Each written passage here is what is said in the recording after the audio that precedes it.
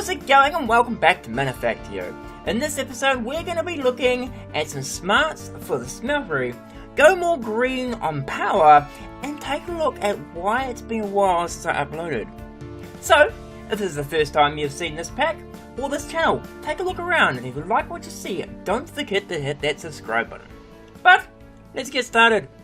So, it's been a little while since I last uploaded, and I have made a little bit of progress, but it's not as much as you would think. Like, all this here's gone, but unfortunately I had to take a break because I got a little annoyed at the carts not pathing properly, and I covered it off in the last episode where they just stopped. So I took a break, and then while I was having a break I thought I could change it to Railcraft, because I know how Railcraft works and I can ensure that the pathing works.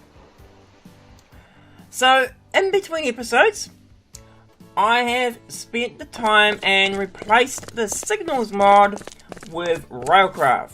Things such as engines, tanks, and just generic decoration blocks has been disabled just to keep it similar to the way the pack was with the signals mod. This means there's a lot more changes the way things are. We'll just head down here though.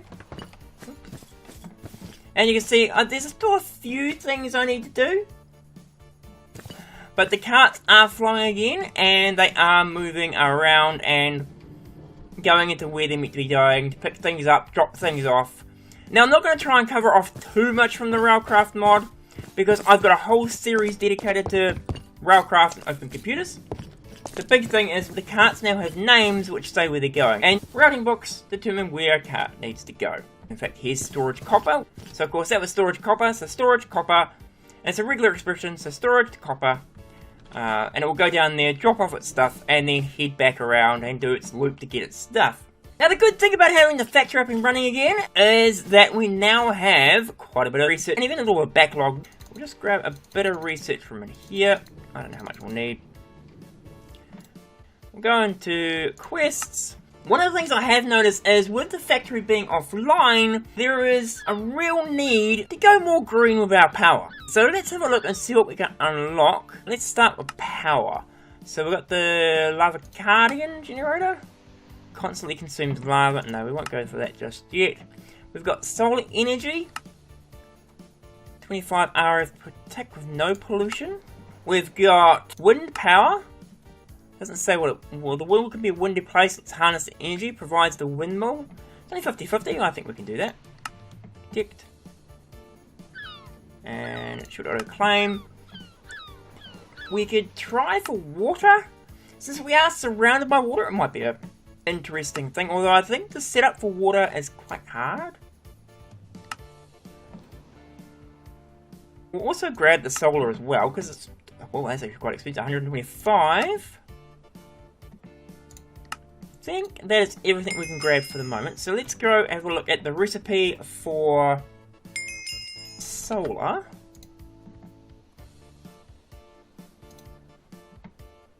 Copper plate, basic control circuit. Those are not too hard. Actually quite easy to make. We can also automate them. Having said that, let's have a look at the water wheels. They are these bits, which is treated stuff. The problem with water wheels, if I remember correctly, is while we are surrounded by water, you know, everywhere around us has got water around it. There's water over there, and there's water over that way, and water over that way. It's getting night.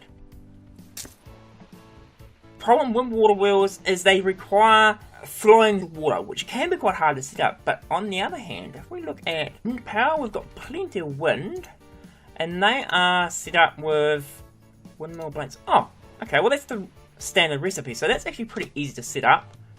We added iron ingots and windmill blades.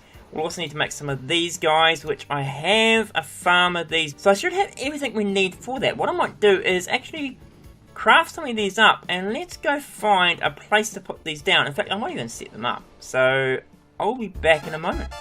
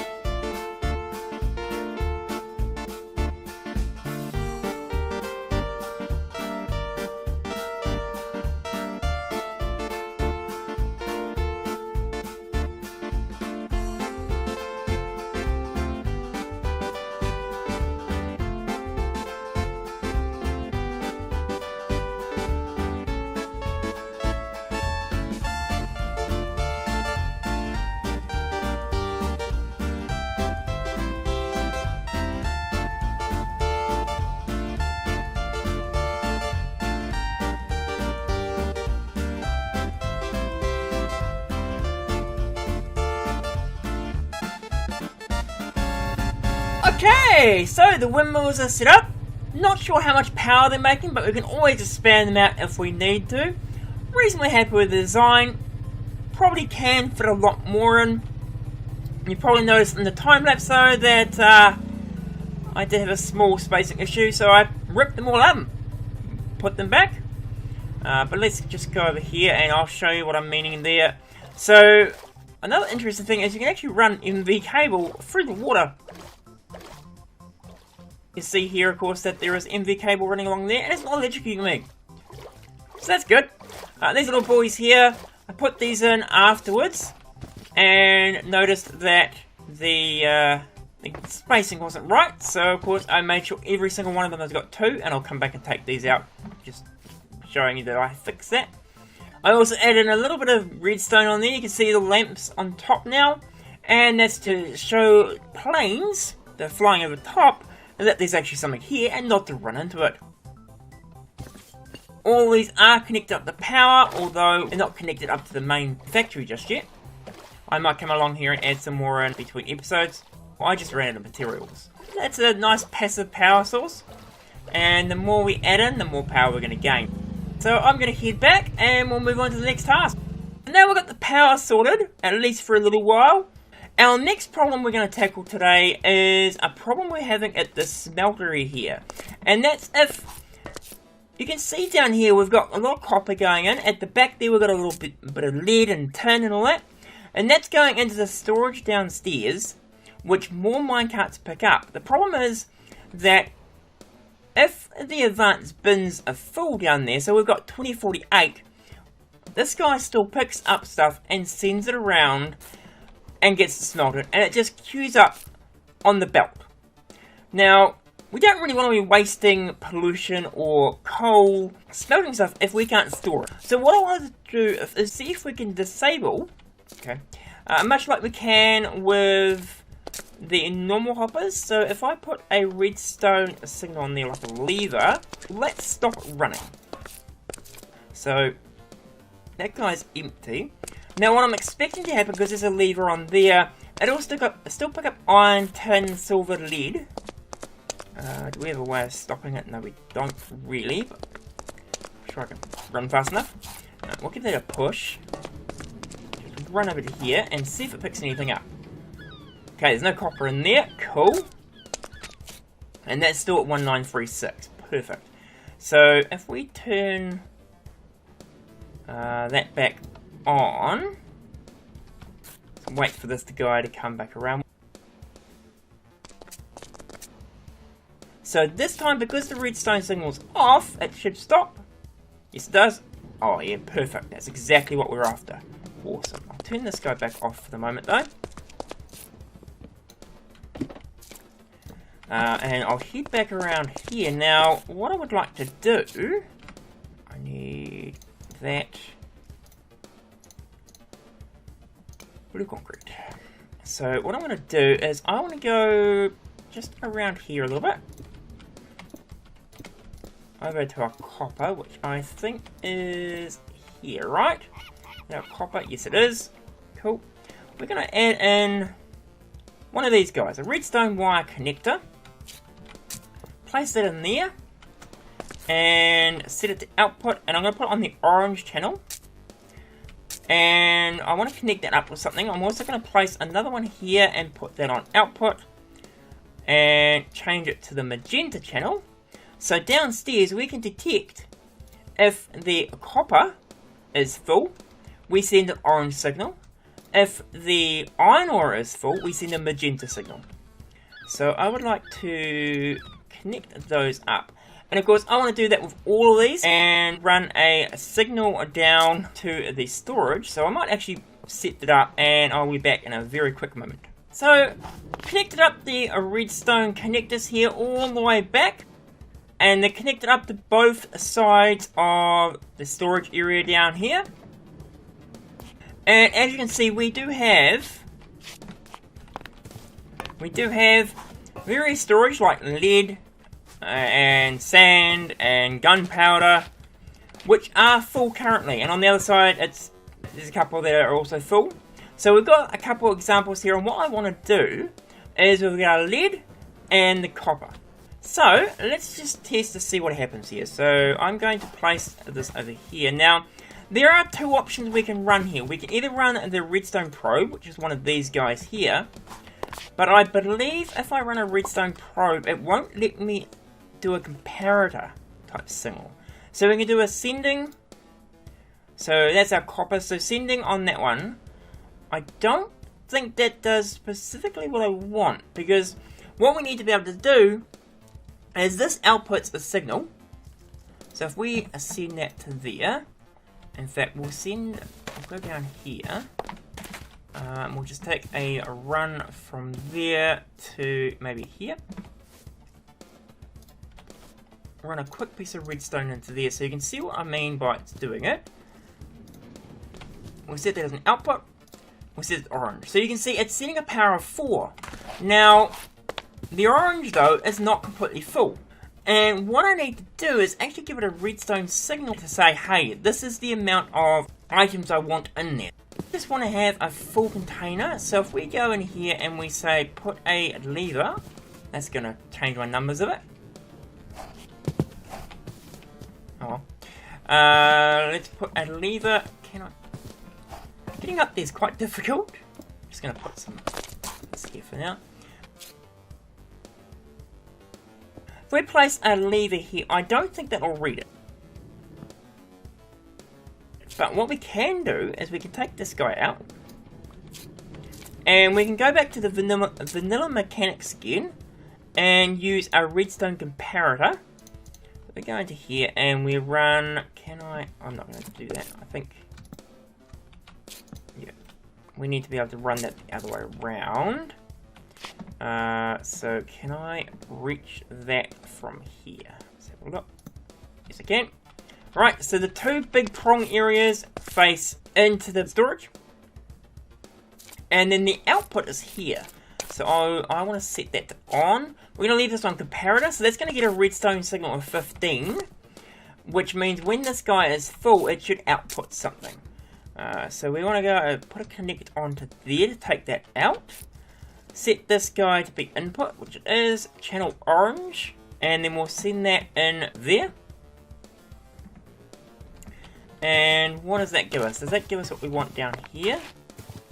So it's power 0, which is exactly what we're after, because it's not currently got anything in it. But of course, it didn't help that the minecart came along and loaded itself up. Let's just do the same over here. Can. Cool. So you can see this guy's got a signal because there's actually 4 in there. Tempted to move that guy on. And then we need to place a lever. If I place a lever just up there for the moment. And we will add a connector onto there. Now the lead is on lime. So we want to set that, that one there to input. We'll set it onto lime. So as I said, each colour, each ore or ingot will have a different colour. So if we run that in to there, that there's now lime. If we go over here and we set that to be lime, that's giving us a power of 15. That's good, that's what we're after. But the problem is, I think, because there's actually stuff in there, that's going to be giving us a false value. Let's take some items out. Go down to here and... Okay, so that should not be happening.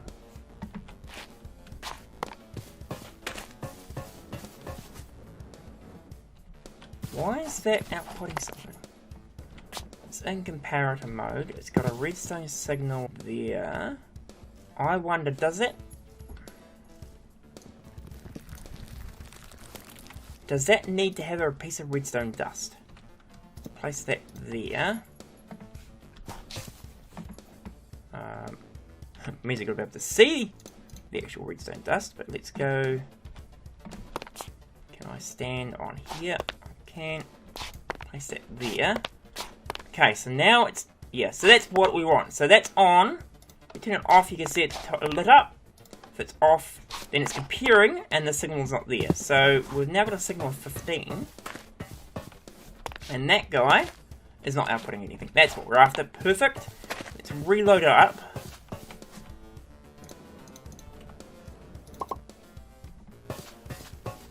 Does that output something? Oh, perfect. Look at that. So I'm going to set up the same thing for all of these, and I'll be back in a moment. Alright, so we now have the connectors in place and everything set up. Now, I've made a couple of small changes. Nothing that's going to affect the actual outcome of what we do.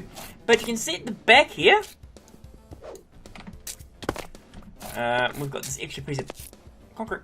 I've moved the redstone wire connectors down a little bit. They're still the same thing. So we've got our copper here on orange, magenta, light blue, all the way through to cyan. But the big difference is that we now send it to this block, which then puts into this redstone torch, which of course is a vanilla NOT gate, which is what will control whether the lights are on here or not. So we can quickly see that we are needing the copper, iron, that's tin, silver, and lead are all things we've got too many of. And then from there you can see above that, can I get back up there? Above that, we then have another redstone torch again. So we're effectively making a knot into a knot. Double negative, really awesome. But at least we now have two knots, so it's the same thing as what we had before, except for we now have a status indicator here. Now the very last thing we need to do, and this is going to take a little longer, because I need to run a long set of wires. I'm going to need a lot more redstone wire. But I'm going to run a redstone wire all the way back to the old factory to be able to control the pickup of the ores based on what's in here. So in this case here, we have so much copper, we really don't need to be sending any more copper along. So what I'm going to do is I'm going to do a very similar setup, and I'll catch you in a moment for the other side.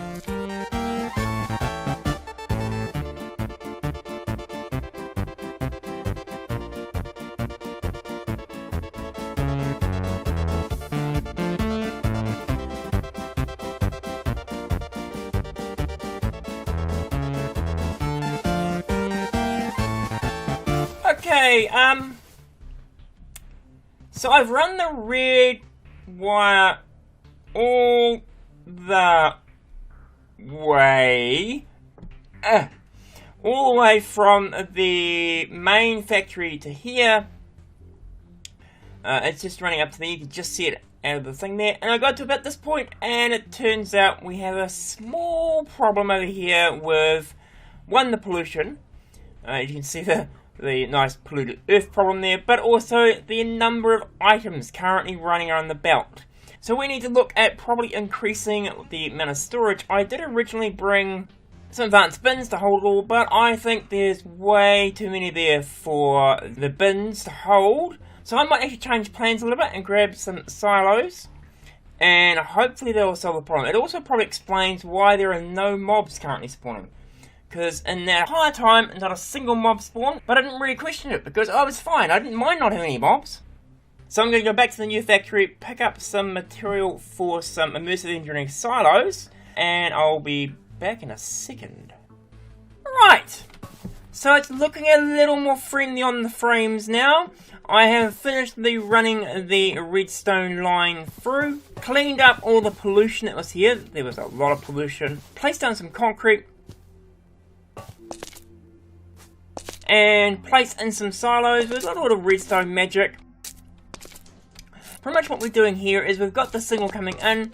So of course this is the line coming in from the smeltery, where we've got the redstone probes telling us how much is in each of the advanced bins. We are controlling the cart hoppers here to enable and disable these, and yes, even though it's facing into the concrete here, it does work and it does send that into there. Now one of the cool things I've found out about this is with the silos, which are placed in up here, they're just in 2 rows of 4. If you run a cart hopper into a cart, this guy will automatically extract everything out of here really quickly. And then you do the same thing where you set this in there, where you put another card hopper into a card hopper. This guy will then extract from that and place into here if there's inventory available. So what that means is when a cart comes along, you get the power of the cart hoppers, but you get this length of going all the way up to the surface.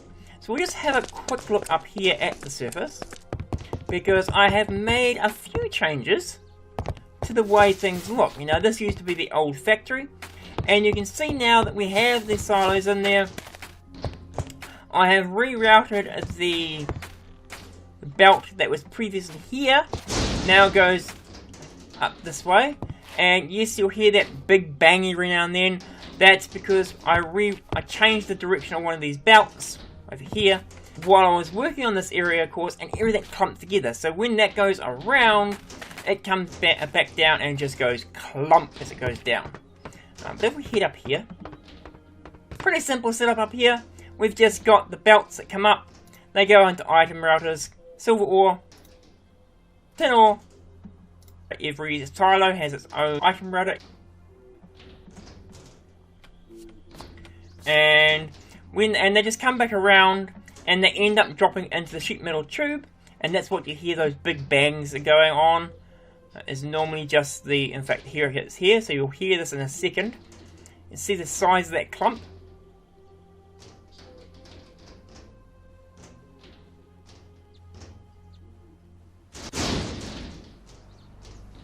And of course, the other thing I've got is the carts now will come in. I wish a cart would come along and show you what's happening.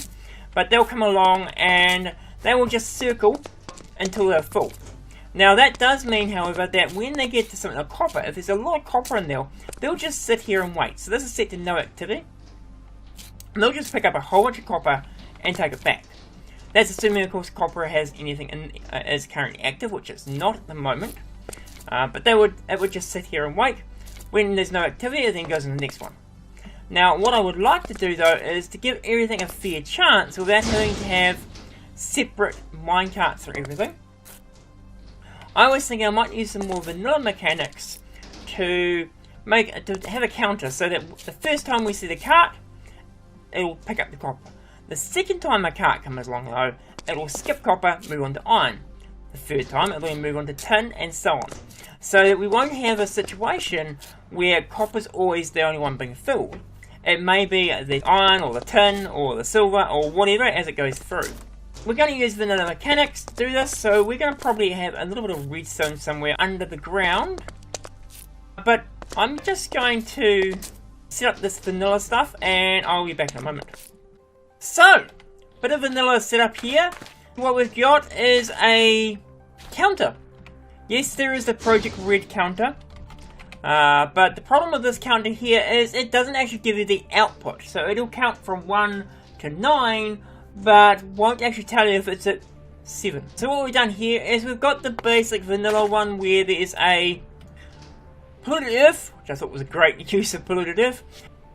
Every time the minecart goes over it, over here, so this is the detector rail. It outputs into this redstone connector, it goes over to here, creates a pulse, which is then turned into a knot. That triggers this hopper line, so that every time the minecart goes over, it sends the polluted earth 1 hopper over. When it gets to here, it just loops back around.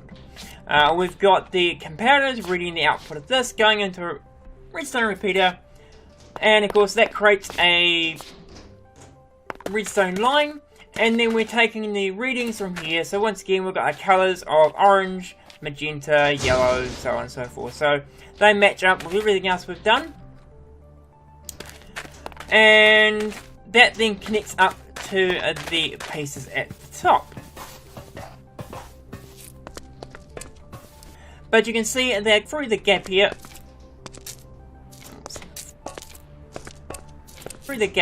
we have the extra connectors. They are connected, so that's the ones coming from the smeltery, and then on the sides here we have the ones coming from just below here, and of course they're turning on and off each one of these here. So hopefully what that will mean is that now we can send our ore trains, like this fellow here, can actually go around and pick up their different ore type, and we won't be stuck with a constant supply of copper when we might need, and we do need actually, a lot of pink one, which is aluminium.